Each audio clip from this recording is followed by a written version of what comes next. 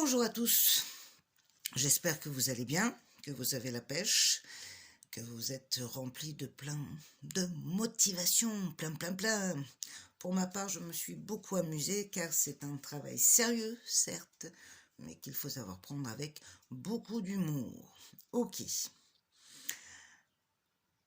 Vous avez donc votre cahier d'étapes, dessinez votre dessin sur votre feuille A4 et défini votre défi personnel que vous accomplirez à la fin du confinement. Une petite précision quand même à ce sujet. Si votre défi personnel est d'assassiner le chien de votre voisin parce qu'il fait trop de bruit, comment vous dire? Pas bien. Si c'est au contraire, travailler votre calme intérieur afin de trouver une solution par rapport au chien de votre voisin ou éventuellement acheter un chien vous-même afin de lui tenir compagnie. Alors là, je vous dis bien. On est d'accord, super. On peut passer aux choses sérieuses. Ouvrez votre cahier, inscrivez dessus la date, le titre du jour qui sera le grand ménage. Et oui, aujourd'hui, ça va être le maître mot de notre séquence. On va essayer d'aller fouiller un petit peu à l'intérieur de nous-mêmes et faire le tri de tous ces souvenirs et pensées dont on n'a pas forcément non plus besoin. Avant ça, on va se mettre en condition. Un petit travail simple d'introspection qui requiert le fait que vous trouviez une position confortable et agréable chez vous. Alors ça peut être sur une chaise, un fauteuil, votre divan, votre lit, votre baignoire, votre table de cuisine, peu importe, de toute façon, vous êtes chez vous. Et d'effectuer 2-3 petites respirations profondes afin de vous relâcher et de vous détendre.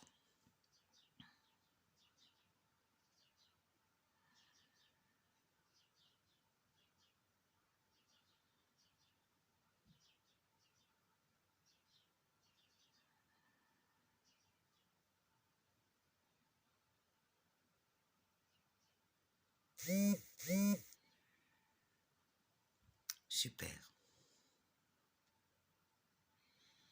Laissez venir à vous vos pensées.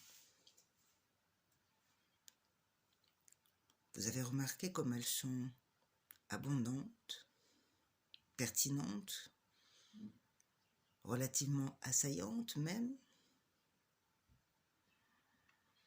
Observez-les juste, sans chercher à les retenir. Ce qui est déjà pas facile.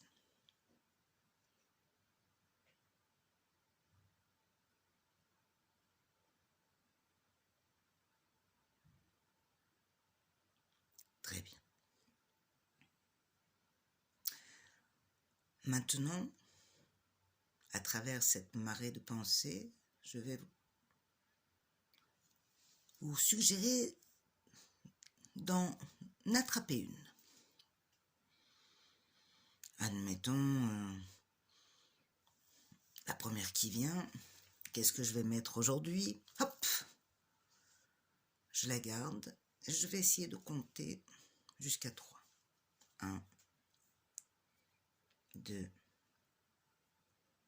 3. Et je la relâche. On recommence. À travers le flux des pensées, j'attrape une pensée, hop, que je retiens et que je garde quelques secondes. 1, 2, 3, etc. Vous pouvez reproduire cet exercice plusieurs fois. Mettre éventuellement la vidéo sur pause ou le réitérer dans la journée sans problème. Cet exercice est intéressant parce qu'il permet de contrôler un peu mieux ses pensées, le flux de ses pensées. Et donc, de revenir le maître intérieur. Super. Ceci étant fait, nous allons revenir aux choses qui nous intéressent et à notre petit travail. Pour ce fait, nous allons passer à l'étape suivante qui est la carte du tarot. Ta-ta-ta-tam. Vous savez que le tarot avait deux fonctions. Oui. L'une, bien sûr, à connotation divinatoire et l'autre initiatique. Les 22 arcanes majeurs recèlent le secret du cheminement de l'être et de son évolution. Nous allons donc commencer notre parcours avec une carte de prédilection. Ta-ta-ta-tam. Le mât. Car l'histoire commence avec elle, la seule arcane du tarot qui n'est pas numérotée et qui donc n'est rattachée à rien. Insouciant, il avance et se dirige droit vers l'inconnu mais sans but. C'est l'individu libre mais sans érudition. Celui qui prétend n'avoir besoin de personne. On dit de lui qu'il représente la quête. La quête, certes, mais vaine si elle n'a pas de but. Muni d'un seul baluchon et d'un bâton de berger, le mât semble tourner le dos et se désintéresser de tout. On a envie de se demander que cherche-t-il? À quoi pense-t-il? Et pourquoi part-il? Ou enfin, quel sens il donne à sa vie?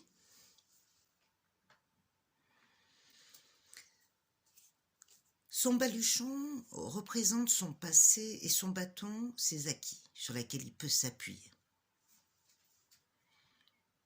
Encore faut-il que son baluchon ne soit pas trop lourd et surtout que son bâton soit suffisamment solide pour pouvoir s'appuyer tout au long de son chemin.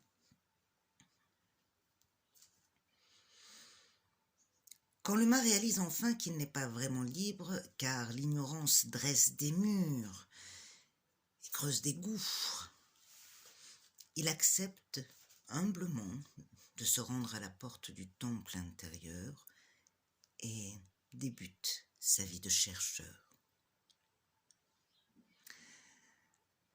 Sur la vigilance, bien sûr, de son fidèle ami,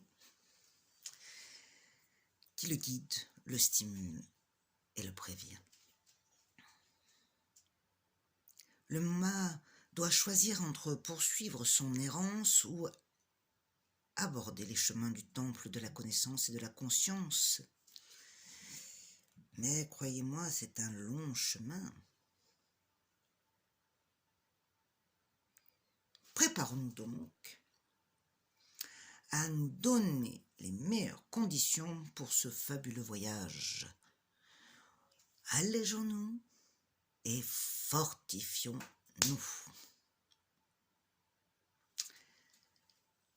C'est pour ça qu'aujourd'hui, je vous demande de noter sur votre première page des souvenirs qui sont associés à des regrets. Alors bien sûr, vous ne pourrez pas marquer tous les souvenirs, mais si déjà vous arrivez à en noter un, deux, c'est mieux, trois, etc. Impeccable. Et en face de chaque souvenir, d'y associer un souvenir positif qui est arrivé grâce à ce regret. Je m'explique. Je vous donne un exemple. J'ai zappé volontairement une audition au Grand Théâtre toulousain pour une histoire d'amour pourrie. Bah ouais, mais ça je l'ai su plus tard. Et ouais. Mais dans la colonne du positif, je noterai, dans cette histoire d'amour pourri, j'ai eu 2 enfants. Et ça c'est top. Vous voyez? C'est un travail qui ne va pas être évident, certes, mais faites au mieux. Super. Pour ça, on va venir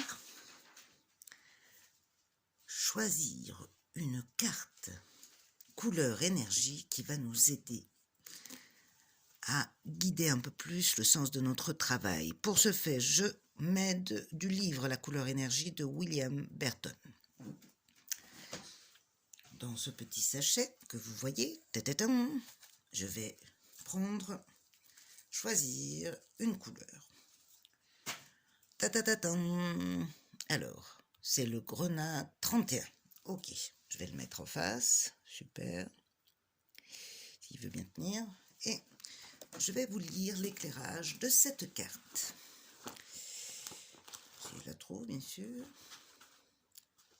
Ok. Vous êtes prêts? Je me sens coincé entre l'ancien,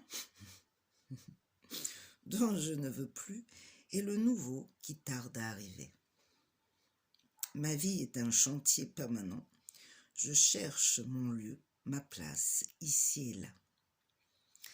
Ce qui est sûr, je ne me rends pas compte que je choisis toujours des lieux qui me ramènent dans mon passé, des personnes qui finissent par me lasser, des maisons hantées par des souvenirs. J'ignore être encore prisonnier de la façon de me comporter issue de mon cocon familial et de mon passé. Eh bien, comment vous dire? C'est formidable.